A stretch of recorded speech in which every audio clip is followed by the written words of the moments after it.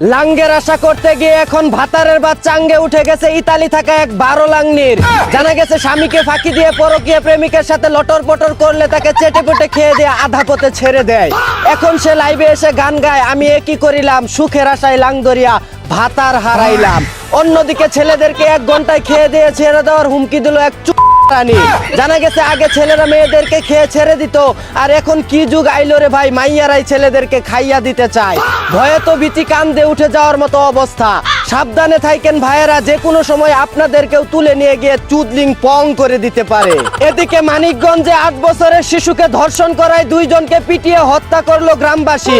নিজেদের হাতে আইন তুলে নিয়ে কোনো ভুল করেনি তারা, কারণ এদেশে ধর্ষকের পক্ষে উকিল দাঁড়ায়, আর সাজা হলেও তা কখনোই কার্যকর হয় না। উসমান হাদি হত্যার 122 দিন পেরিয়ে গেলেও এখনো পর্যন্ত আমরা কোনো বিচার পাইনি। অন্যদিকে দেশের ইতিহাসে সর্বোচ্চ তেল মজুদ আছে বলে জানিয়েছেন জ্বালানি প্রতিমন্ত্রী। এত তেল মজুদ থাকা সত্ত্বেও পাম্পের আশেপাশে 2-4 কিলোমিটার লম্বা লাইনে যারা দিনে রাইতে দাঁড়িয়ে আছে, তারা মনে হয় তেল নয় খিচুড়ি নেওয়ার জন্য গেছে। এদিকে ভুসকি লাইলাকে ছেড়ে ছেসকি মোহনাকে বিয়ে করার পর অবশেষে বউয়ের ডেস্কি মার্কা চেহারা প্রকাশ করলো টিকটকার মামুন। জানা গেছে 40 বছরের মুটকি লাইলাকে আর চুটকি মেরে মজা না পাওয়ায় 45 বছরের বুড়া বেডি বিয়ে করেন তিনি টাট্টু ঘোড়া চালানোর জন্য। এতক্ষণ শুনছিলেন দেশের সংবাদ, এখন শুনবেন আন্তর্জাতিক। ইরানের সাথে পিছন মারা খাওয়ার ঝাল মিটাতে তুরস্ক পাকিস্তানকে মারতে চায় ইসরায়েল নেতা নেতানিয়াহু। জানা যায় ডোনাল্ড ট্রাম্পকে সাথে নিয়েও ইরানের কোনো চুল ছিঁড়তে পারেনি, উল্টো নিজে পিছন মারা খাওয়ার পাশাপাশি ডোনাল্ড ট্রাম্পকেও 100টা মারা খাইয়েছেন। এই তীব্র ব্যথার যন্ত্রণা মিটাতে তুরস্ক পাকিস্তানকে টার্গেট করছেন তিনি। অন্যদিকে ইরানের কাছে টুপকি মারা খেয়ে রাজনীতি ছেড়ে সন্ন্যাসী হয়ে গেলেন আমেরিকার প্রেসিডেন্ট ডোনাল্ড ট্রাম্প।